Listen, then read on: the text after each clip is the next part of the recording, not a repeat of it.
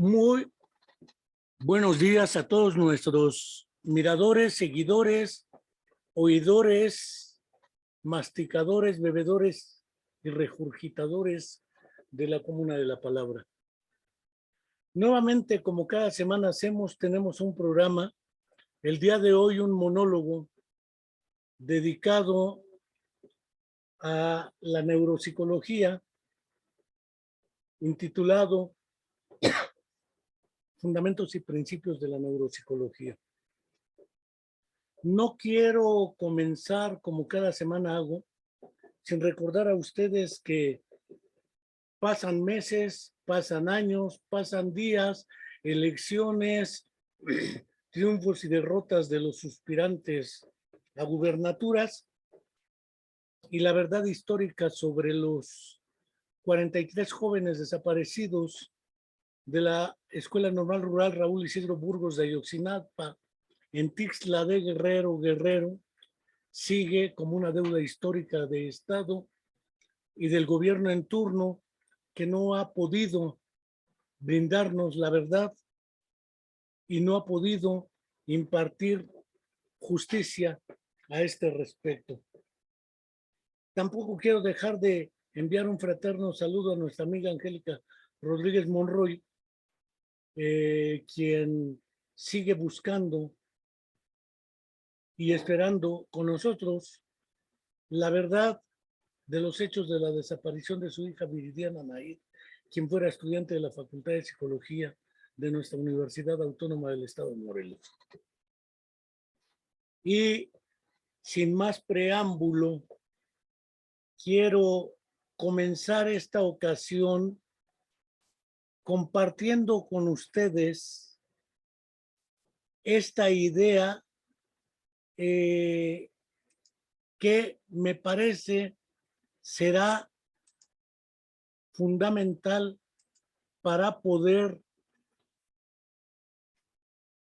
plantear el conjunto de ideas que en este caso me parecen fundamentales en esta ocasión.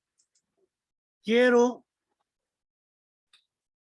hablarles a ustedes considerando que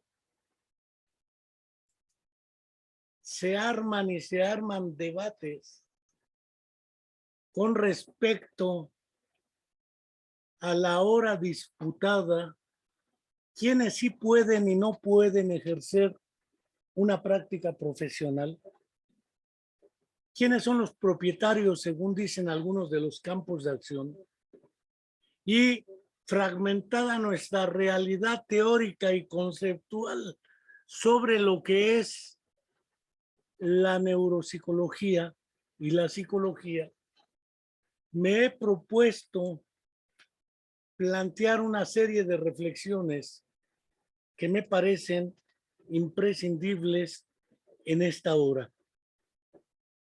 No tengo duda que la primera de ellas es que, en virtud de que el término neuropsicología tiene dos términos que lo componen, es un término compuesto, neuro y psicología, pareciera ser que la fuente más natural de esta devenga de la neurología y la psicología.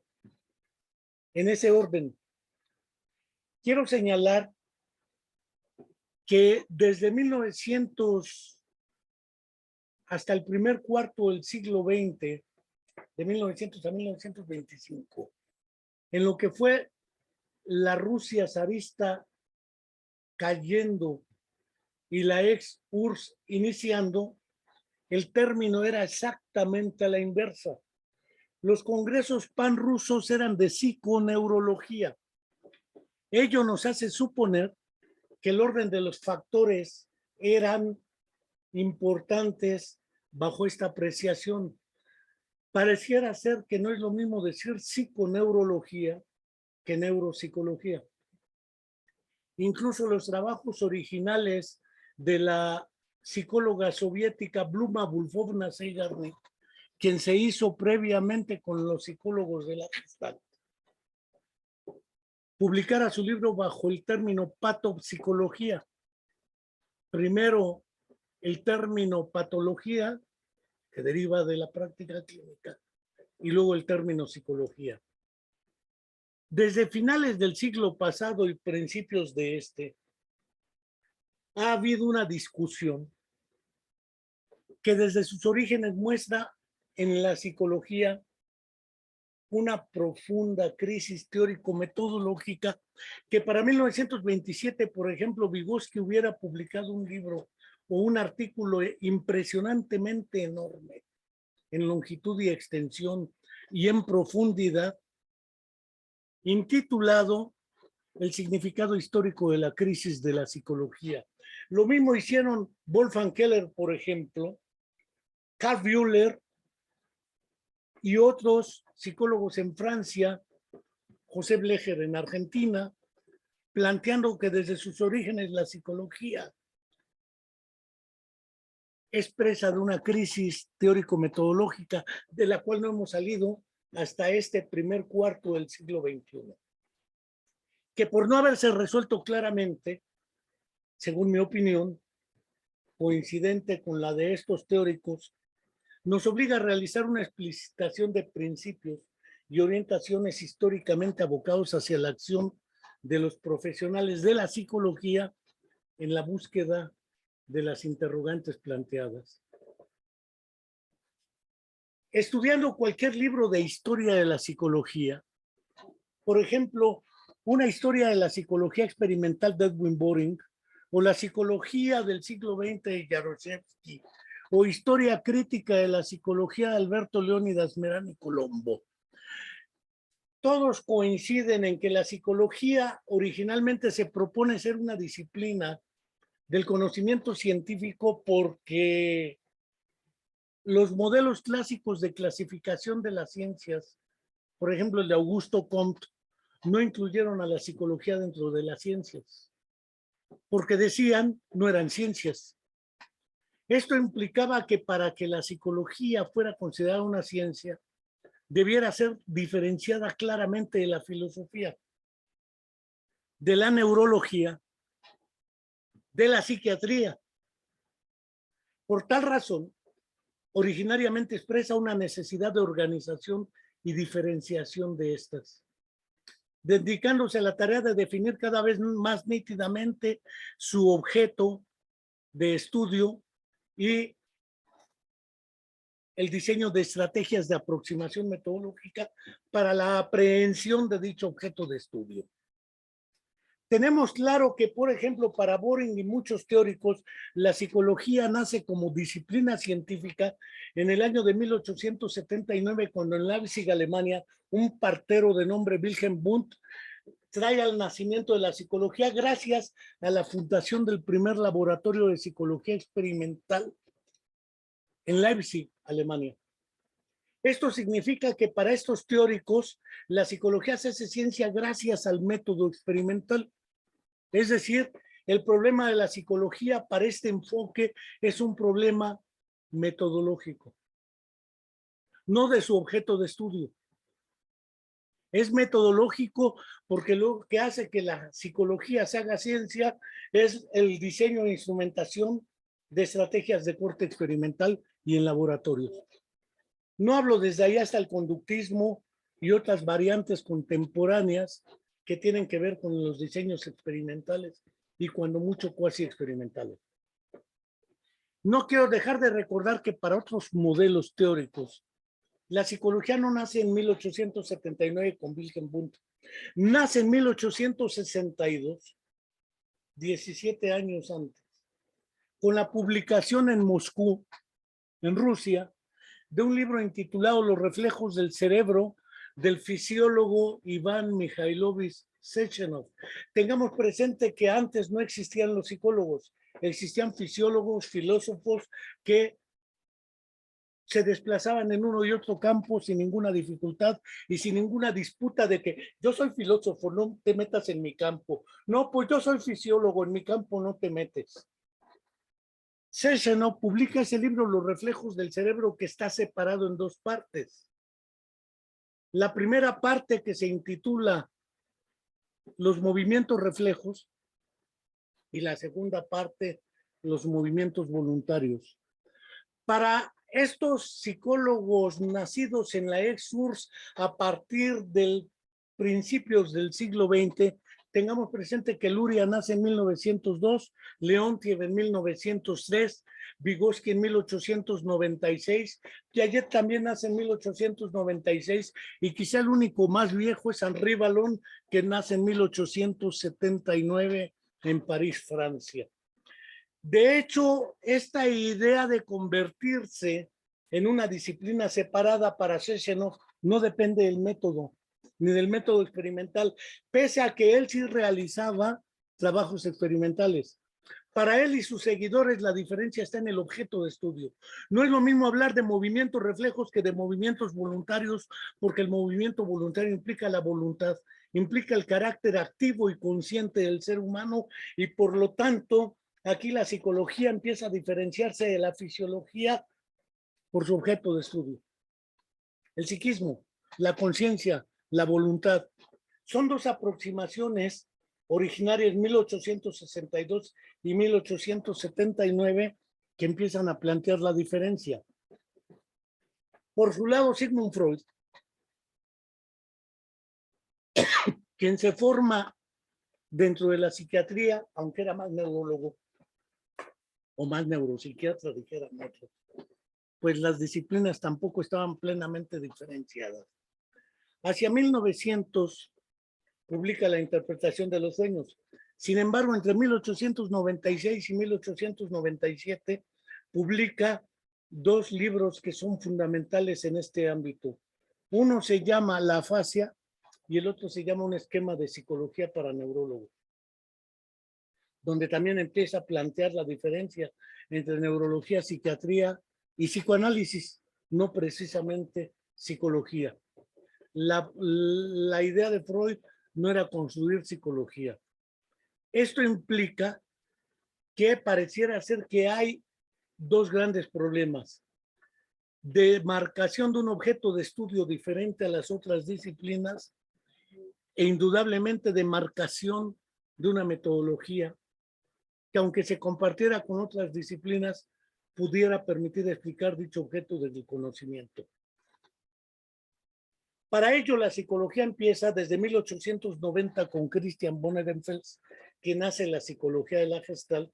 Posteriormente, en 1910, se publica La psicología de la forma, tanto de Wolfgang Keller como de Kurt Kafka. Empieza a aparecer un fenómeno que es la percepción. La percepción es un objeto de análisis que tiene que ver con el origen de la psicología de la Gestalt.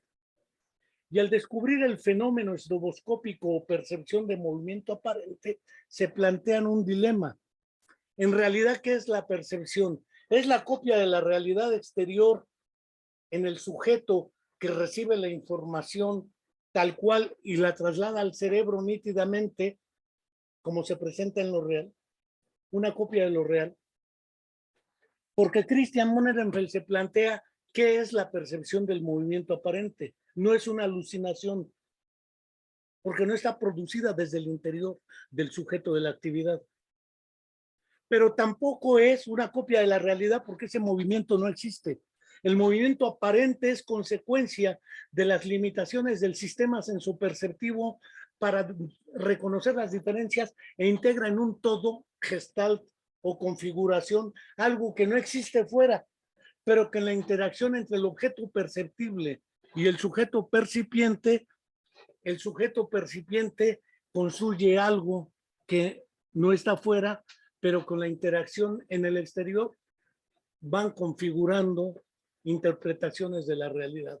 Esto implica que desde la psicología de la Gestalt se plantea la otra dimensión, la dimensión de si el sujeto es un sujeto pasivo que únicamente recibe los estímulos del exterior y responde a ellos, o participa activamente reorganizando la actividad en gestaltes o configuraciones. Y esto implica que desde esos orígenes la psicología naciente entre la Gestalt, entre lo que era el psicoanálisis, entre lo que era la separación de la fisiología y la separación de la filosofía, no tenía aún un acuerdo claro. Y en 1910 aparece el manifiesto de Watson sobre el conductismo, o el manifiesto en torno al conductismo, donde en Estados Unidos se plantea la otra cuestión.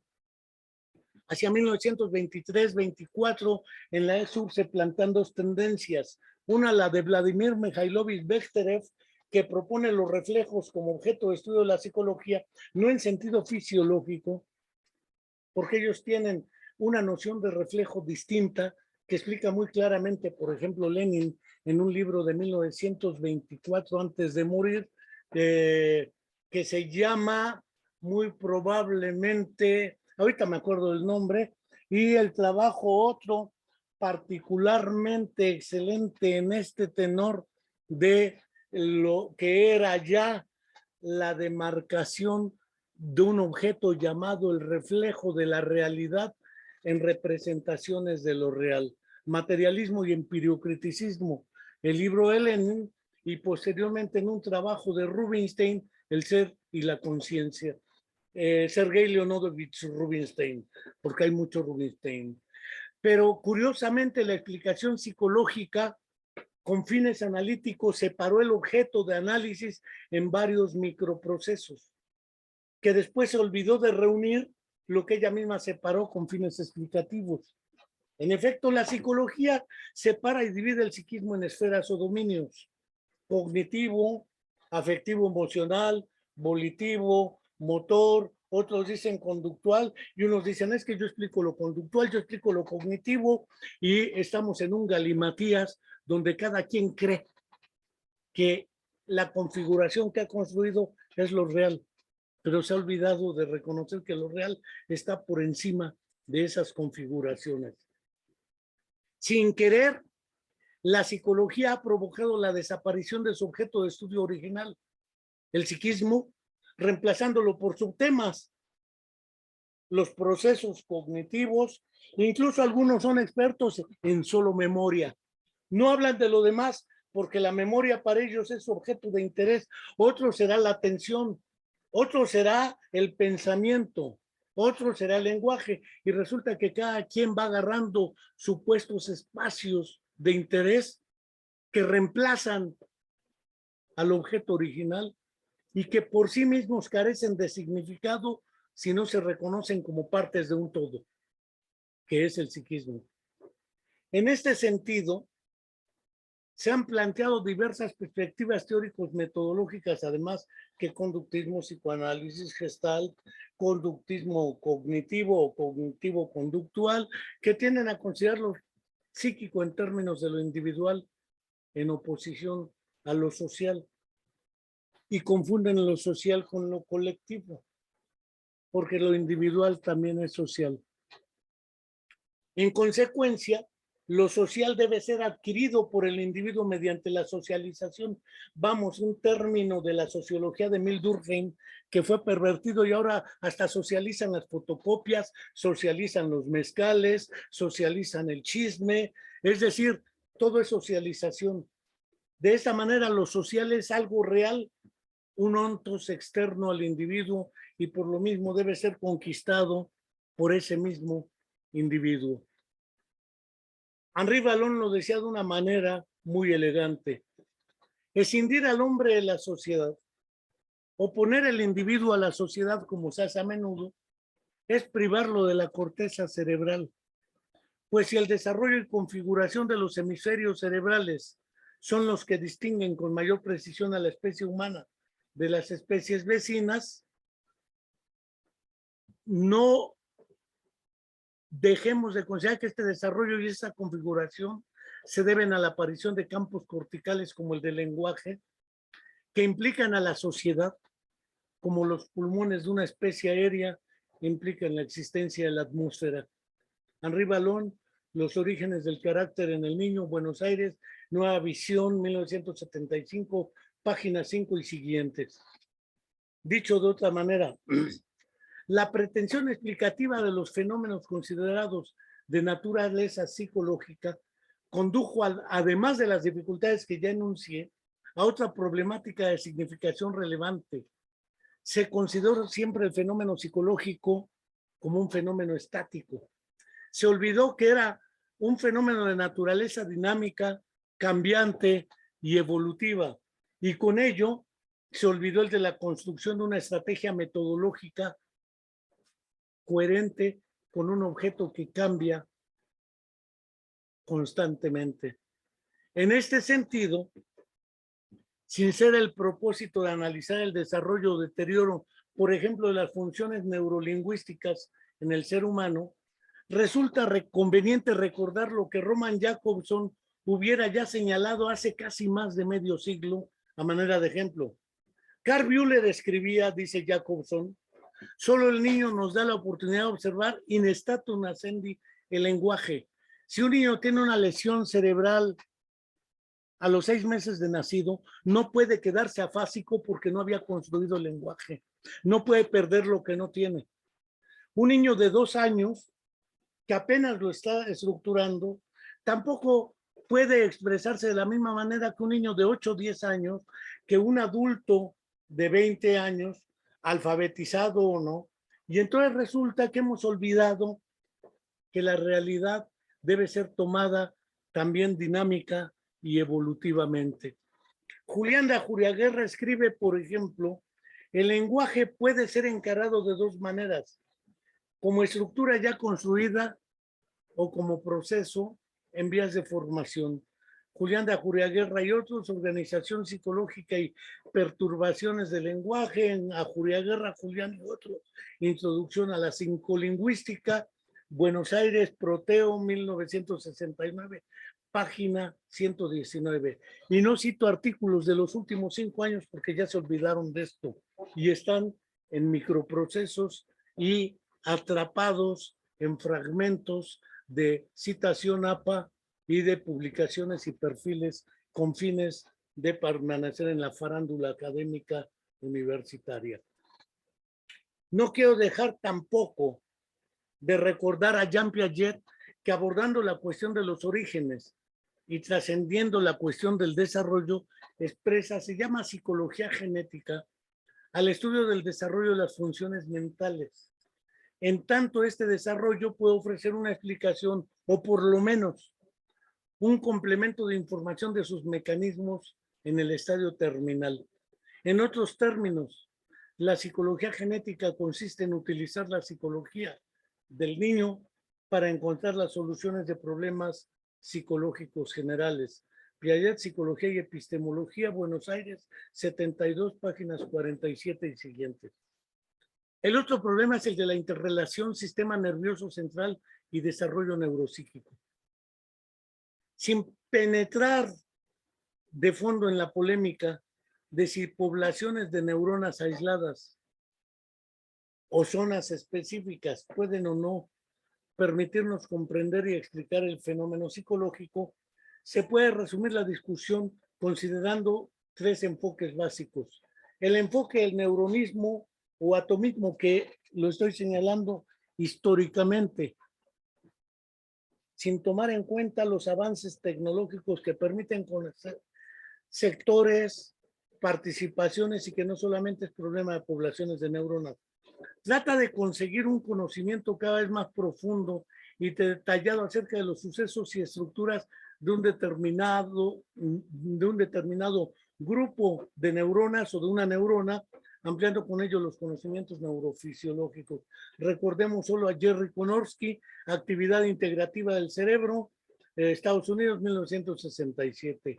O el enfoque holístico que surge como alternativa interpretativa ante los vacíos del enfoque del neuronismo.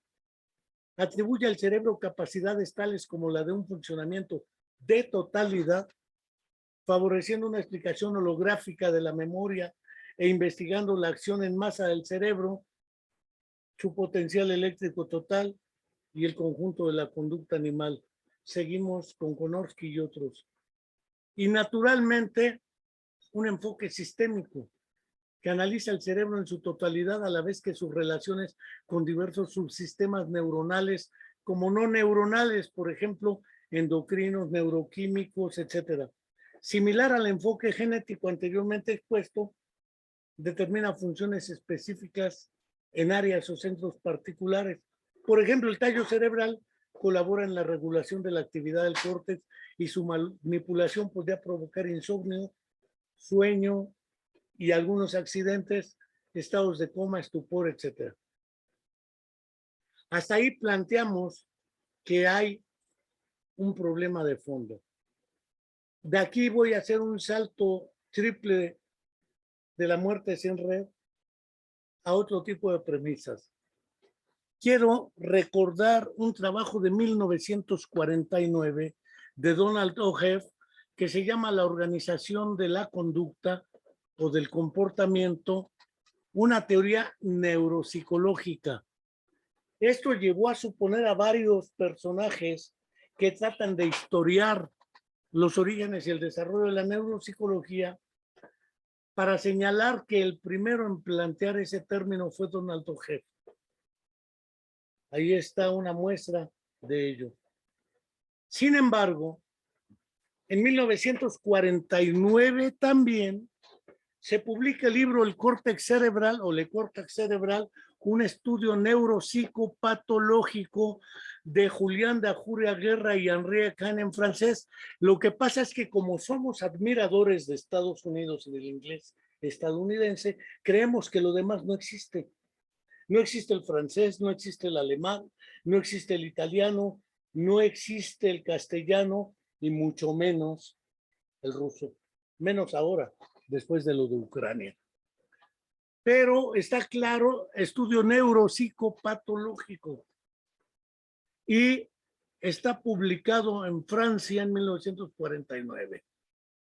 Lo señalo por esta razón, porque en 1974 aparece el libro Cerebro y Lenguaje de Luria en castellano, pero en el prólogo del mismo libro se señala explícitamente que Cerebro y Lenguaje, que se publicó por primera vez directamente en ruso después de la Segunda Guerra Mundial, precisamente en 1947 y más tarde en una versión revisada en Estados Unidos en 1970, me lleva a suponer que el primero en plantear el término neuropsicología es Alexander Romanovich Luria. Pero hoy está vetado y desde antes también, porque la ignorancia es vasta. Y dijera alguien de cuyo nombre sí puedo acordarme, Hermila Lunavaras, una psicóloga de la Universidad Autónoma del Estado de Morelos, la ignorancia es atrevida. Pero desde 1947, por eso algunos consideran que la neuropsicología encuentra sus orígenes aquí. Debo señalar también, por ejemplo, que en 1949 Donald O'Heff señalaba lo siguiente, y no puedo obviarlo aquí. La versión que aparece en inglés, con una traducción libre, podría considerarla así. Sin embargo, la psicología tiene una relación íntima con las otras ciencias biológicas y también puede buscar ayuda allí. Existe una superposición considerable entre los problemas de la psicología y los de la neurofisiología. De ahí la posibilidad o necesidad de la asistencia recíproca. El primer objetivo de este libro, La organización de la conducta, consiste en presentar una teoría del comportamiento para la consideración del psicólogo.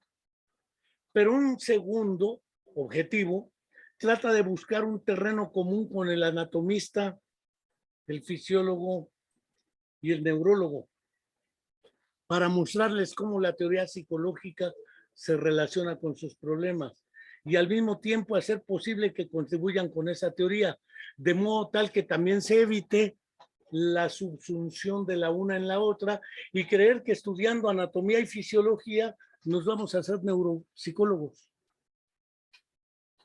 llevándonos a creer que entre más explicaciones tengamos del cerebro, mejor comprenderemos al ser humano. Y hemos olvidado que quien sufre, ama, goza o llora no es el cerebro, es el ser humano como totalidad concreta. ¿Qué nos dice Julián de Ajuria Guerra y Henri Cahen en generalidades sobre las localizaciones cerebrales?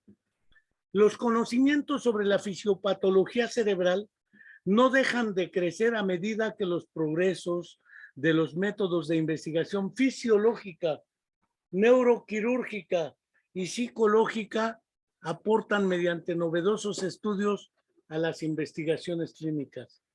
Es necesario, nos parece, dicen Ajuria Guerra y Cahen, realizar un balance sobre la miríada de hechos dispersos en la literatura. Hoy tenemos muchísimos datos, pero dispersos, sobre los problemas más frecuentemente destacados bajo el ángulo particular de cada disciplina, a riesgo de incurrir en un reproche de esquematismo o también de omisiones. Consideramos que esta vía de conjunto debe ser tomada. El interés práctico de estas cuestiones no puede ser omitido por lo que respecta a su interés teórico.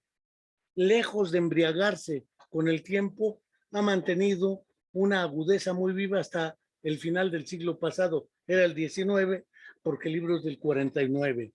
Es el desconocimiento de los hechos neuropatológicos al cual puede atribuirse esta impresión de artificio que todo médico resiente cuando queda expuesto a concepciones puramente psicológicas con respecto a procesos tales como el gesto, el lenguaje o la percepción. Siguiendo a Luria, nos da dos planteamientos. En el primero, en su capítulo primero del cerebro en acción y sobre todo en la fascia traumática de 1947, dice así: el estudio neurológico de las lesiones locales del cerebro, subrayo estudio neurológico, puede con toda justificación considerarse como el principal origen de los conceptos modernos de la organización funcional del cerebro como órgano de la actividad mental. Y en la siguiente página, en la 35, porque la otra es de la 19, dice: la neuropsicología, nueva rama de la neurología y de la psicología, nació gracias a los éxitos de la neurocirugía y a la necesidad surgida a resulta de estos éxitos de un diagnóstico lo más preciso posible de las lesiones locales en el cerebro y naturalmente de sus consecuencias en sentido psicológico. En ese sentido podemos decir que la neuropsicología, como una disciplina del conocimiento, tiene sus raíces en la neurología y en la psicología. Hoy dicen pomposamente en las neurociencias, aunque es un reverendo desgarriate. La neuropsicología originalmente tenía tres propósitos: el diagnóstico, la rehabilitación hasta donde ello sea posible y la investigación. En tratándose del diagnóstico, tenía dos propósitos fundamentales: cualificar los síntomas que permiten establecer un factor desencadenante, por ejemplo, qué significa una parafasia o una anomia. El síntoma es la parafasia y la anomia. Si yo lo agarro desde una perspectiva psicoanalítica, diría que es un acto fallido, más allá de suponer que hubo un daño neurológico que causó ese cambio entre un antes y un después. Pero también hay que describir un síndrome, las perturbaciones primarias, secundarias y terciarias. Si la persona tiene anomias y tiene parafasias, la persona va a tener dificultades de comunicación. El problema de la comunicación no es el problema primario, es un problema secundario con respecto a los factores primarios. Y si a partir de este problema de comunicación sus seres más cercanos dicen: este se volvió loco, aparte la atribución de locura y la dificultad en las relaciones con su entorno no son la consecuencia primaria. Hay que ir describiendo un síndrome completo en términos de perturbaciones primarias, secundarias y terciarias. En segundo sentido, la recuperación de la función desintegrada hasta donde ello sea posible. Aquí se está partiendo de un modelo de posguerra, Segunda Guerra Mundial, que implica la recuperación de una función desorganizada, desintegrada o perdida. Sin embargo, también hay niños que tienen daño neurológico y también tienen secuelas estos niños, fetos, neonatos o lactantes que no eran considerados en ese enfoque aún. Esto implica que había una diferencia nítida entre niños y adultos, que implicaba en los niños dificultades para el desarrollo o aprendizaje o para la construcción de los procesos neuropsíquicos, y en el adulto la disolución o alteración de lo que ya tenía construido. Dos líneas de aproximación, dijeran tanto Bühler como Julián da Julia Guerra. Si lo tomamos así, entonces la neuropsicología halla sus orígenes en los avances de la neurología y de la psicología. Tiene como propósito realizar el diagnóstico, rehabilitación e investigación de los daños al cerebro y sus consecuencias en sentido psicológico en neonatos, niños o adultos para favorecer su desarrollo, aprendizaje o rehabilitación. En este sentido es una rama del conocimiento psicológico. Pero prosigo. En ese sentido, puedo suponer que la neuropsicología es una rama del conocimiento psicológico que originariamente tiene dos ámbitos de actuación: el ámbito clínico y el ámbito de la investigación. En el ámbito clínico, la neuropsicología ha tenido por objeto realizar diagnóstico y diseñar e instrumentar programas de habilitación o rehabilitación. Es decir, tiene por objeto la investigación de las secuelas del daño cerebral en sentido psicológico en las diferentes etapas del desarrollo humano. Naturalmente que en el ámbito de la investigación, la neuropsicología ha tenido por objeto investigar y construir modelos explicativos y comprensivos sobre la organización neuropsicológica de los procesos psicológicos superiores, desde sus orígenes a lo largo de su desarrollo, así como las alteraciones de los mismos como consecuencia de los daños encefálicos. Ahora bien, con el paso del tiempo, la neuropsicología, como una rama del conocimiento psicológico, ha dado un gran salto para salir de los espacios de la clínica y de la investigación hacia la educación escolar básica, por ejemplo. Los problemas que aparecen durante los procesos del aprendizaje escolar y las secuelas del daño neurológico en la infancia. Que no siempre las dificultades en el proceso del aprendizaje son atribuibles al niño, porque se ha hablado de trastornos del aprendizaje de la lengua escrita y de las matemáticas, pero no se habla de los trastornos de enseñanza de la lengua escrita y de las matemáticas. Pareciera ser que el único que puede tener trastornos es el alumno y nunca el maestro. Y el sistema educativo tampoco. Entonces creo que es necesario bajarle un poco la soberbia y asumir un poco de humildad para reconocer que debemos ir comprendiendo mejor esta disciplina. También la neuropsicología da un gran salto hacia los tribunales, constituyéndose en una herramienta forense y de peritajes neuropsicológicos con fines de orientación profesional en la impartición de justicia. A partir de ahí, entonces, ahora sí, me propongo plantear una serie de premisas que considero fundamentales. Primera, siguiendo a Jürgen Chris, alemán, afirmamos que el ser humano es un ser social Es el primer punto de partida. Que ser social no implique necesariamente vivir en la colectividad. Nelson Mandela, cuando estuvo 27 años preso en aislamiento, no dejó de ser un ser social, aunque estuviera como individuo aislado de los otros. No estaba colectivamente conviviendo con los otros. Sin embargo, no deja de ser social. Tanto lo individual como lo colectivo son dos expresiones del fenómeno de lo social. Dos, desde sus necesidades más elementales hasta las más complejas y desde antes de su nacimiento hasta ciertas edades, tanto en un sentido biológico y físico como psicológico, dependen de su prójimo. Dependen de escuchar una lengua que está fuera de ellos para adquirirla. Dependen, aquí nos llamamos Enrique, Jesús, Pedro, María, Ivonne, no nos llamamos Mahmoud, Ahmed, etcétera, porque no estamos en un país árabe. Es decir, el contexto histórico y cultural impone normas hasta de qué nombre le ponemos Mataril, Lerón. No me llamaré Fatma, dirá una chica, pero me llamo María.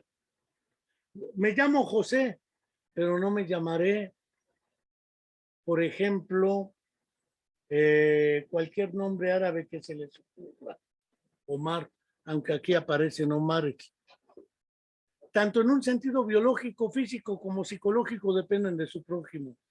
En tercer lugar, el prójimo no es otro físicamente presente, es constelación histórica, geográfica y socioeconómica existente en el tiempo de su nacimiento. Desde el baby shower, ya saben, ¿sabes qué niño va a ser niño o niña? ¿Le vas a vestir de rosa o de azul? ¿Le vas a poner este u otro nombre? Hay que darle pañales. Es decir, el contexto social, cultural e histórico impone normas de relación. En segundo término, de la escuela, de los instrumentos del sector salud, vacunas, por ejemplo, y de las diferentes políticas públicas que supuestamente están orientadas a la atención del niño y de la infancia, que no es lo mismo. Y naturalmente, en primer término, del primer grupo o sistema sociocultural que forma parte de ello, la familia. Siguiendo otra vez a Jürgen Kris, podemos suponer que el ser humano ya como adulto posee como rasgo singular su conciencia reflexiva, si no, no hay psicoterapia que funcione. Para que una psicoterapia funcione, el paciente activamente debe tener la actitud intencional de ser sujeto de dicha terapia y de ser participativo en ella, porque reflexiona si le va bien, si le va mal, etc. Esa conciencia reflexiva existe también y esa conciencia reflexiva no es el hipotálamo, ni es un neurotransmisor o un neuromodulador. Su comportamiento no se encuentra determinado por los instintos, que instinto reflejo no es lo mismo. Tercero, su comportamiento no se encuentra determinado por los estímulos naturales del ambiente, como creían los conductistas. La idea de futuro es determinante.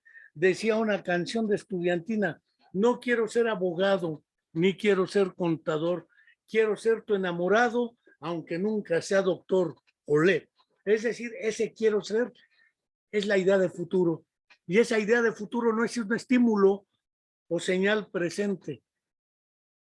Tiene otra cualidad. Además de anticipar los problemas o las probables consecuencias del comportamiento a fin de obrar deliberadamente y por la posibilidad de anticipar en el pensamiento ese comportamiento, su comportamiento se encuentra determinado por una estructura significativa de su experiencia y de sus vivencias. Esto debe ser considerado en la práctica clínica o estaremos liquidados. No todo es el cerebro, aunque sin el cerebro no podamos comprender todo. Ahora bien, hay un término que aparece planteado por un fisiólogo soviético, Piotr Kuzminovich Anokhin, y por Bernstein, lo mismo que por Leontiev y Zaporozhets, a la hora de hablar de la rehabilitación de la mano, de sus funciones y la rehabilitación del movimiento en general. el acto intencional, a saber, el que se refiere a dos nociones, la noción de sistema y la noción de génesis orígenes.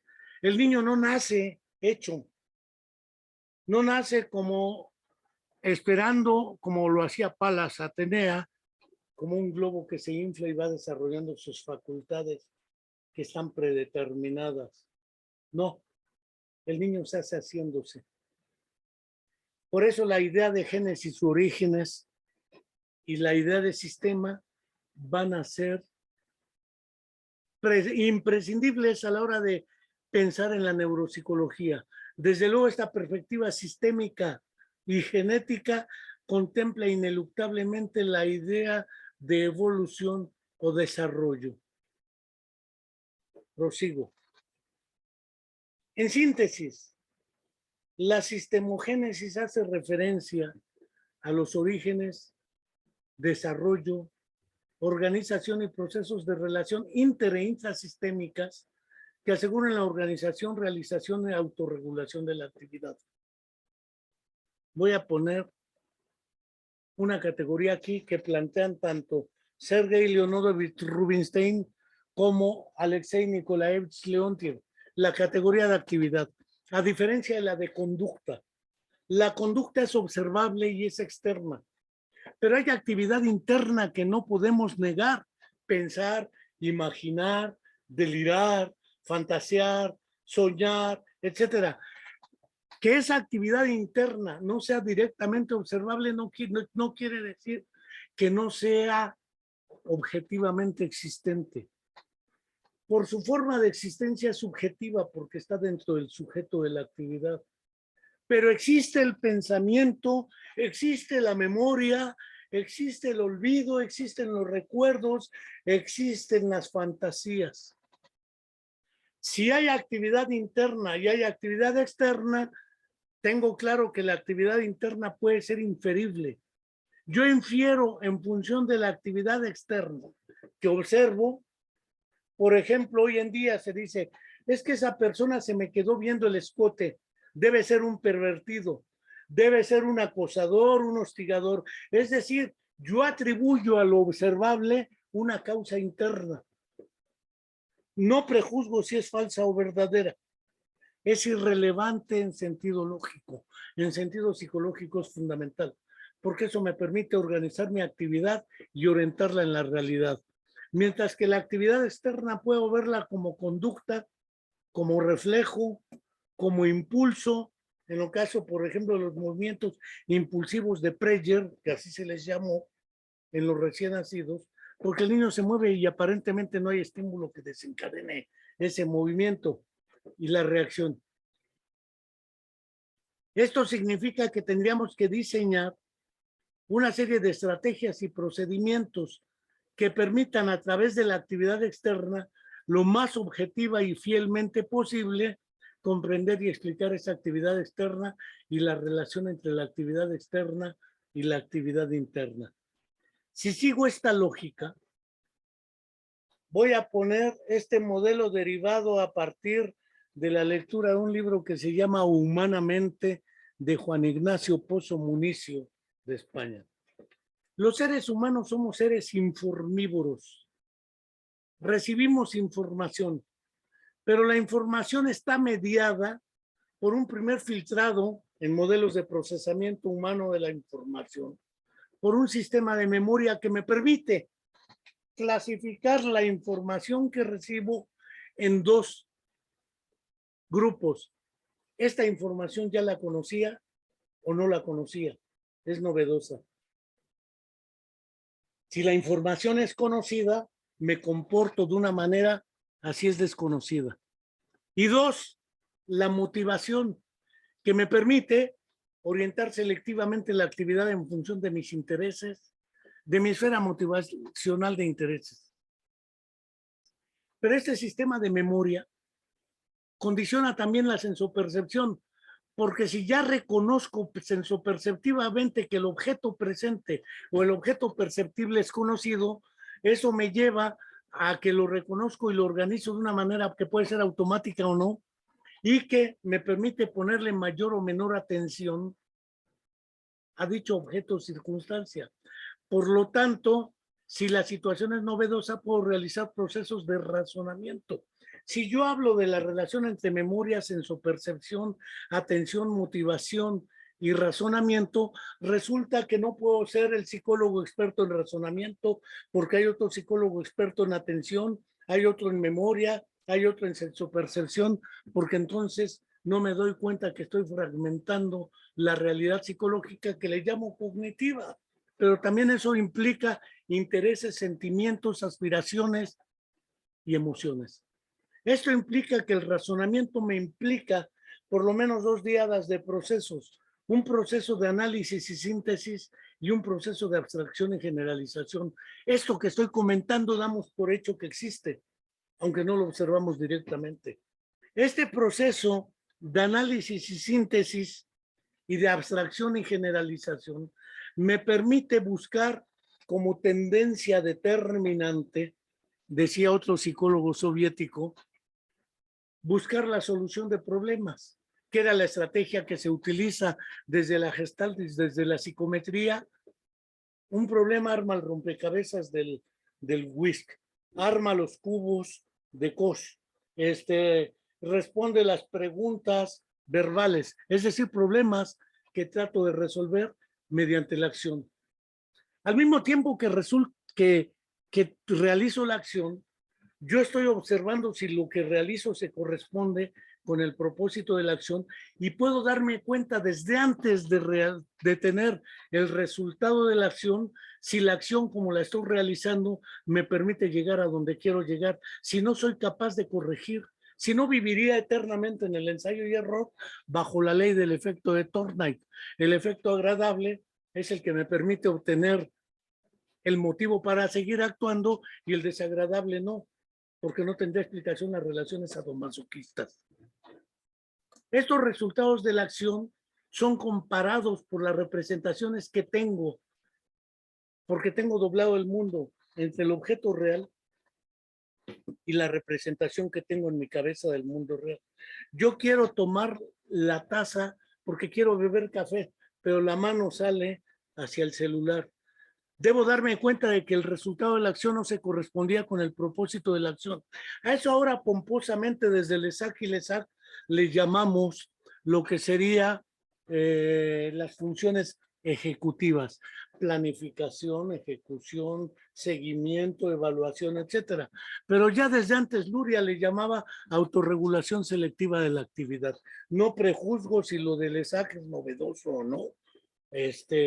Lo que planteo es que parece ser que separamos funciones ejecutivas y entonces tenemos un experto en funciones ejecutivas que crea una prueba Banfe para ver funciones ejecutivas y con eso puede diagnosticar o con una torre de Londres o de Hanoi o con lo que quieran. Y hay otro experto en otro sistema que es el de memoria, que lo analizo, por ejemplo, con un test de retención visual de Arthur L. Benton o cualquier otra estrategia, o un proceso de deterioro cognitivo mayor con un test de Lobo o con una escala clásica de deterioro cognitivo. Estos resultados de la acción me deben permitir a mí y al observador comparar el resultado contra el propósito. Si no concuerdan, debo corregir y todo ello. Esto que aparece aquí es un modelo eminentemente de procesamiento humano y cognitivo, no necesariamente secuencial, sino lo que se llamaría procesamiento distribuido en serie y en paralelo simultáneamente, PDP y PDS. No. Puedo hablar, por ejemplo, de un fenómeno como la atención, la sensopercepción y la memoria, porque ya se han señalado antes. Y puedo reconocer que existen 2 tipos de atención, la involuntaria y la voluntaria, y que en ambos puedo hablar de 3 dimensiones de la atención. ¿A cuántos objetos puedo poner la atención simultáneamente? Voy a hablar de volumen. ¿Cuánto tiempo soy capaz de mantener la atención, estabilidad? Y puedo cambiar de una tarea a otra y regresar a la primera sin perder la finalidad de la acción o del pensamiento. Oscilaciones de la atención, cantidad, tiempo y mantener la finalidad de la actividad. Y puedo hablar de dos fenómenos que la alteran, la distractibilidad y la fatigabilidad. No voy a meter ahorita. Y puedo hablar de dos mecanismos que regulan la atención, la heterorregulación, que es una atención involuntaria y que es provocada por los rasgos y características del estímulo como novedad, intensidad, variabilidad, etcétera. O la autorregulación, que depende de la esfera motivacional y de intereses. Puedo hablar de la memoria, su relación con la percepción y la atención en dos niveles, retención de la información y recuperación de la información. El problema es que antes debiera reconocer que existe un proceso de organización de la información, que hasta ahora no lo hemos analizado en profundidad en las evaluaciones neuropsicológicas, lo que es el reconocimiento de imágenes, significados, sentidos, conceptos, categorías y proposiciones como una cualidad de la organización de la información significativa o semánticamente como representaciones de lo real. Esto deriva de una experiencia de Ángel Rivière desarrollando un libro que se llama Razonamiento y Representación, que es su tesis doctoral. Entonces puedo hablar de memoria visual, auditiva u otra.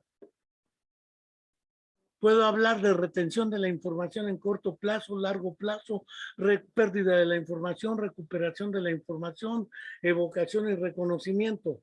Y separo todo en procesos que olvidan este mecanismo que ya explicaba, el del estímulo disparador, toma de decisión, diseño de un aceptor de los resultados de la acción, definición de objetivos, un programa, la acción, resultados y el parámetro. Este es un modelo de lo que Anochin llamaba aferentación de retorno desde prácticamente 1950. Si vemos, son dos esquemas claros. Sin embargo, cuando yo hablo de la memoria, o del pensamiento, o de la personalidad, o de la autoconciencia, tengo que considerar lo que es una idea de mí mismo. ¿Cómo me refiero a mí mismo? ¿Qué tiene que ver con alteraciones en el proceso, por ejemplo? Pueden aparecer signos ahí en la depresión secundaria ante el daño neurológico, directamente debido al daño neurológico o debido a las secuelas del daño neurológico, porque descubro que ya no soy la persona que era antes y eso me deprime. La memoria autobiográfica, esa capacidad de construir una representación en dimensión temporal, donde sí yo sigo siendo yo, pero a cada instante dejo de ser el que era antes, para seguir siendo yo de un modo distinto. Una actitud intencional o una idea del futuro. Yo quiero ser esa proyección hacia el futuro y un sentido de pertenencia triádico. Yo me reconozco a mí como mí mismo. Hay diversas alteraciones neuropsicológicas que impactan el sentido de pertenencia. Pacientes que consideran que el brazo que mueven ya no es suyo. Hay miembro fantasma amputado simbólico, es decir, el paciente tiene una sección del plexus braquial, sí tiene el brazo, sin embargo ya no tiene la información del brazo al sistema nervioso y el médico o neurólogo le mueve el brazo pasivamente y el paciente siente dos movimientos. El movimiento pasivo, bueno, no lo siente, sino lo percibe visualmente, el movimiento pasivo del brazo y el movimiento activo del fantasma. Entonces tiene dos movimientos. Esos fenómenos de las negligencias, seminegligencias, tienen que ver con ese sentido de pertenencia, de la mismidad. Pero también el sentirme parte de algo o de alguien. Decía Alberto Vázquez, un personaje de hace tiempo que fumaba como bestia y que cantaba, tú y yo ya nos pertenecemos. Esa idea de pertenecerse uno al otro es un sentido de pertenencia. Y yo pertenezco a los seres humanos y pertenezco al género masculino, otros al femenino. Esa perspectiva de género. Es decir, hay un sentido de pertenencia que implica autoconciencia en ese sujeto dentro de un contexto. ¿Esto qué está implicando? Que debo presentar unas conclusiones porque si no me voy a orinar fuera del vacín sin precisar lo que quiero. Primera conclusión que me parece fundamental. La neuropsicología, como una rama del conocimiento psicológico, se diferencia nítidamente de la neurología, de la psiquiatría, del psicoanálisis y de otras disciplinas relacionadas con los ámbitos de la salud. Sin embargo, por sí misma, será incompetente para comprender, explicar, construir modelos explicativos verosímiles y fundados de los procesos de construcción y desarrollo de los sistemas neuropsicológicos que sustentan el comportamiento humano. Sin el trabajo interdisciplinario con estas prácticas y saberes humanos, será una ínsula, una isla divorciada de sus fines y su objeto. Segundo, la neuropsicología, por su objeto de análisis y por los niveles de análisis que desarrolla y promueve, no tiene como misión comprender y explicar los orígenes y el desarrollo del cerebro humano. Ese es objeto de la neurología. Ni mucho menos describir, explicar y ubicar las regiones cerebrales dañadas o lesionadas en un ser humano. Eso ya lo hace la neurología y con tecnología más avanzada que las herramientas neuropsicológicas.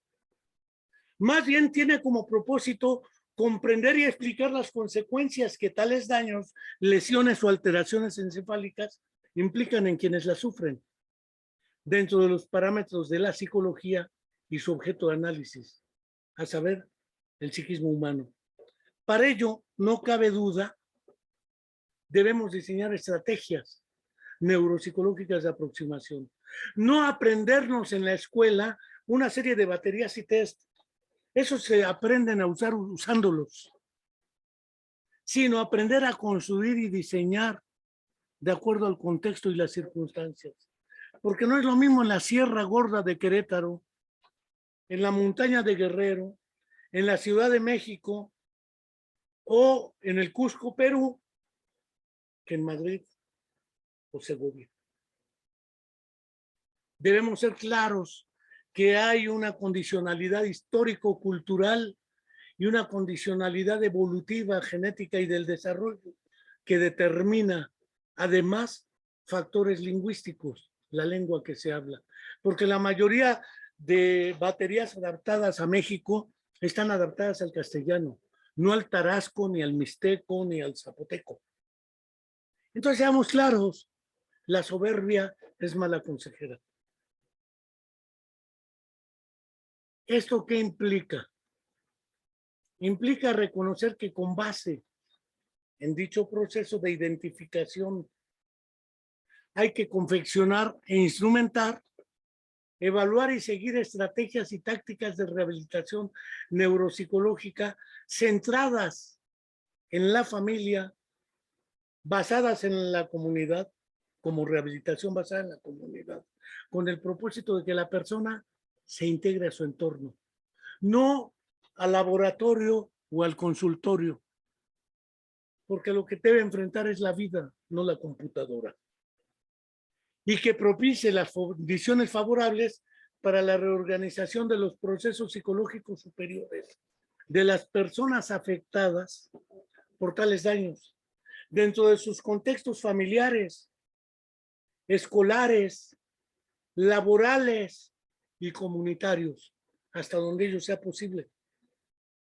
Finalmente, en esa segunda conclusión, participar dentro de los equipos de investigación interdisciplinarios en el diseño de modelos comprensivos y explicativos de la organización de los procesos neuropsicológicos, donde puedan participar neurólogos, psicólogos, psiquiatras, psicoanalistas si se quiere. No olvidemos que Solms hablaba del neuropsicoanálisis. No prejuzgo la validez o pertinencia, o si algunos dicen es que el psicoanálisis no es ciencia. Freud nunca se propuso hacer del psicoanálisis una ciencia.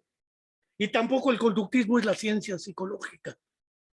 Y las terapias cognitivo-conductuales para regular el comportamiento ante el daño cerebral probablemente no sean la mejor opción. Depende del contexto, de los niveles del desarrollo y naturalmente del propio sujeto de la actividad. Tercera conclusión. La neuropsicología, para asegurar el éxito en estos propósitos, deberá asumir una perspectiva fundamentada en premisas de carácter genético, es decir, explicar desde sus orígenes el problema. ¿Cómo era la persona antes del daño cerebral? Voy a poner un solo ejemplo. El doctor Alfredo Ardila, en una conferencia que dio en la UNAM, probablemente en 1978, alguna vez subí a nuestra página de YouTube de la Comuna de la Palabra, suscríbanse a nuestro canal, una conferencia del doctor Ardila donde señalaba que le tocó diagnosticar a un personaje con secuelas de carácter afásico, aléxico y discalcúlico. Pero resulta que el paciente hablaba muy bien y escribía muy bien en castellano, hablaba relativamente bien y escribía relativamente bien en inglés y en francés. Además de que era capaz de realizar ecuaciones de segundo grado y derivadas matemáticas. Pues, ¿dónde está la discalculia? ¿Dónde está la afasia? ¿Y dónde está la alexia? Se preguntaba el doctor Ardila. Lo que pasa es que desde antes del accidente el tipo tenía un postdoctorado en lógica matemática, era políglota, hablaba más de 7 lenguas y naturalmente realizaba otro tipo de operaciones matemáticas. Perdió. Pero ese paciente que quedó mejor de como estoy yo ahora en esos 3 procesos, lo cual implica que las generalizaciones son peligrosas. Hay que considerar cómo ha venido construyéndose una serie de procesos en un ser humano, en un contexto, debe ser evolutiva, aunque ahí está escrito con una dislexia computacional mía, debe ser sistémico, debe ser dinámico y complejo.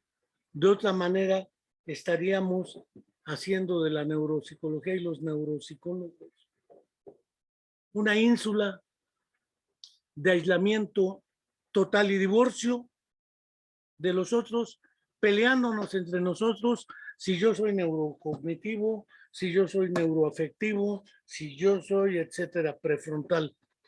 La realidad es que quien sufre, ama, goza o llora es el ser humano como totalidad en sus condiciones históricas, culturales y materiales de existencia.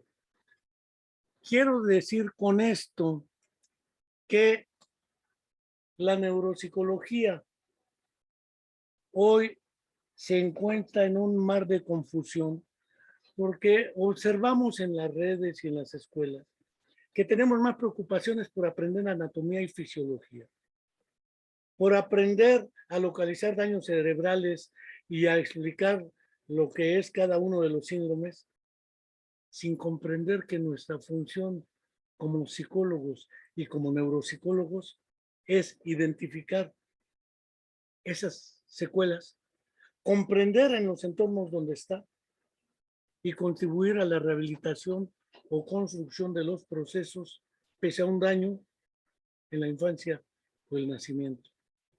Lo demás es pura vanidad. Muchas gracias. Hasta la próxima y reitero la invitación a suscribirse.